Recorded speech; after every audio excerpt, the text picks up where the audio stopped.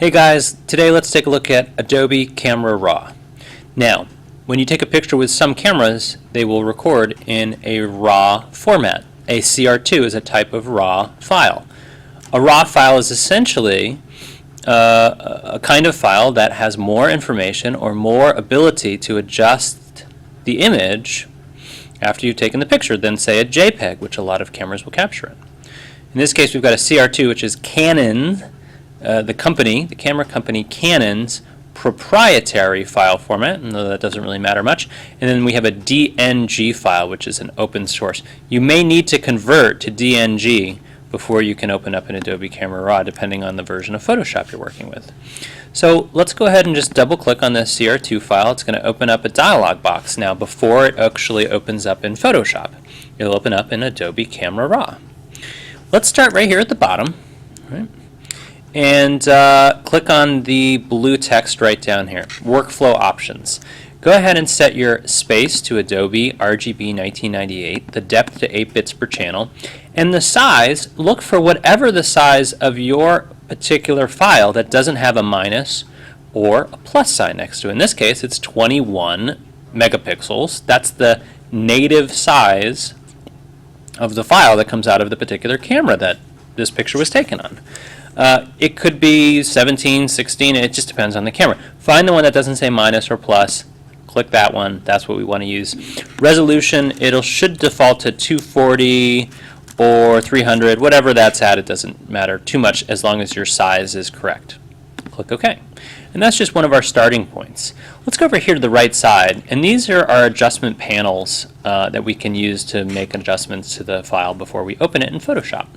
Let's go ahead and start with, right here, we've got metadata. F8, that's my f-stop or aperture. 1/250 is my shutter speed.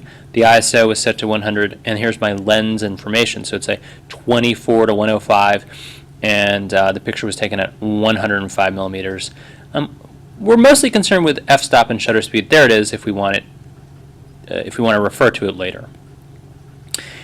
Going down, we've got 1, 2, 3, 4, 5, 6, 7, 8, 9, 10. You may have more or less depending on the version of Adobe Camera Raw that you have. All we're concerned with really is this Basics tab. Let's go ahead and take a look at our white balance. In this case, there are some presets. I can go to As Shot, which is what typically we'll use, especially if we were paying attention when we took the picture. We can try Auto. That's looking a little on the magenta side, and we can see it's plus 30 over here. And daylight is probably where we're going to end up. Daylight's a pretty good balance of color, and we're just looking at the screen right now. I know it was taken at daylight. I can see some harsh shadows. It's obviously bright overhead sun. Let's stick with that. If you wanted to fine-tune it, you could grab the slider and the temperature or the tint, and you could say, I want to add some yellow and really warm that up. Or it's really green, I want to add some magenta until... But in this case, obviously that looks worse. We're going to stick with daylight. Now, the default has been clicked, so there's no option, but if I go over to auto, I can click on auto, and that's going to do a couple of things to my photo. Let's just look at the difference between default and auto. Some of these sliders are moving around here, default, auto. Let's go down each slider one at a time. Exposure. If I drag it to the right, it's going to make it brighter, and if I drag it to the left, it's going to make it darker.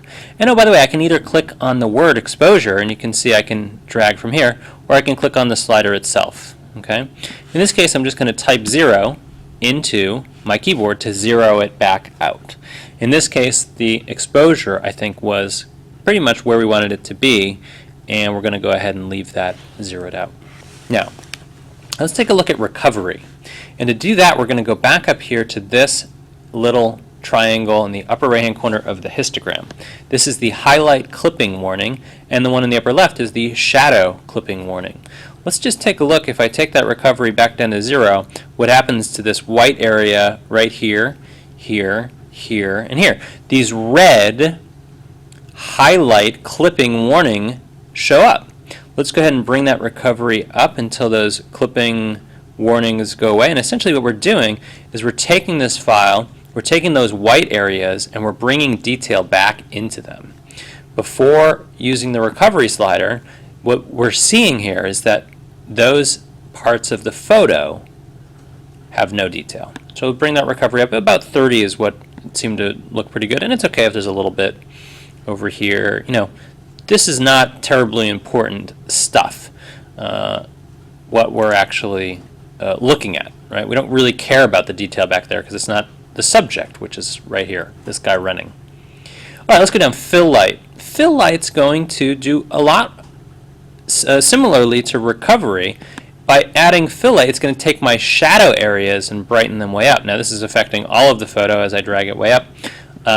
In this case, I do want a little bit of fill light. Let's try, I don't know, 5 for now.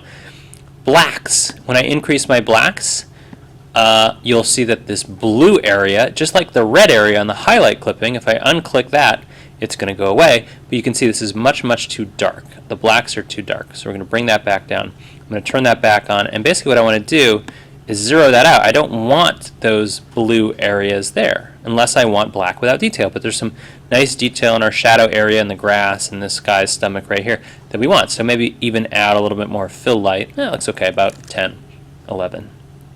All right, so play around with these with whatever file you're working with. But here's just each one that we're going over. So brightness is going to increase. If I increase the brightness, it's going to change the overall brightness of the photo. And if I decrease it, it's going to make the overall photo a little bit darker. Now, exposure is different than brightness. They're similar, but they are a little bit different. So play around with that and see what works best. I'm just going to hit Command-Z to go backwards.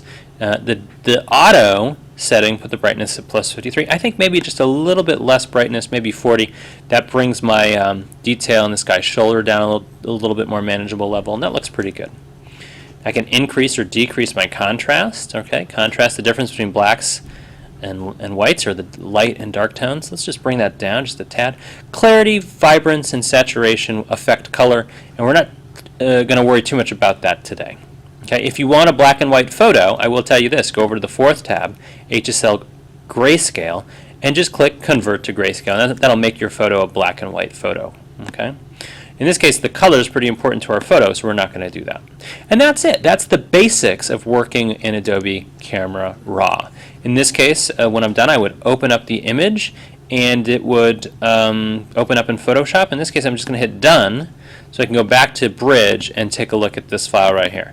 One other really important feature that I want to show you is the two of the options up here. There are many. One is the straightening tool and the other is the crop tool. You should be familiar with the crop tool, but here's the straightening tool. Is a really cool tool. What I can do is click the straightening tool, click and drag along an area that I want to make straight, whether it be a building, in this case the horizon line of this photo, and I'm just going to click return, and it's going to straighten out my horizon. It was a little crooked when I took the picture, and by using the straightening tool, I can straighten that out. Then if I want to crop, I can go back in here and crop. I can drag that in a little bit more so that we're focusing a little bit more on the boats themselves, maybe something like that. I can bring that out a little bit more. No, I can't because it's stuck right there. If I brought this down just a tad, that would allow me to get a little more space over here. Okay, maybe something like that. And then return. That you can play around with your crops however you want. All right. But there it is, the straightening tool and the crop tool. Everything else is, for this photo I would probably do quite a few things. Let's say cloudy white balance, going to warm that up a little bit. Hit auto, maybe bring that exposure up just a tad. Now when I bring the exposure up, here I've got my recovery that I need to worry about, so bring that recovery back up, way up. Fill light, yeah, there's a little bit of the shadow detail I want to bring out, so maybe up to 5 or 6. Bring that blacks down just a tad. Brightness, I don't know if I need to change the brightness, but maybe my contrast, I'll increase the contrast. That'll make those colors pop a little bit. So there's plenty of adjustments that I'm going to want to do, but for your photo that you're working on, I want you to play around with those settings a little bit. Whenever you're done, you just click Open Image, and it's going to open up in Photoshop. And you can do all of the same adjustments that you would normally do in Photoshop with this file now. It's going to work very much the same way that any other file that you open up with Photoshop. Okay? And that's the basics of working in Adobe Camera Raw.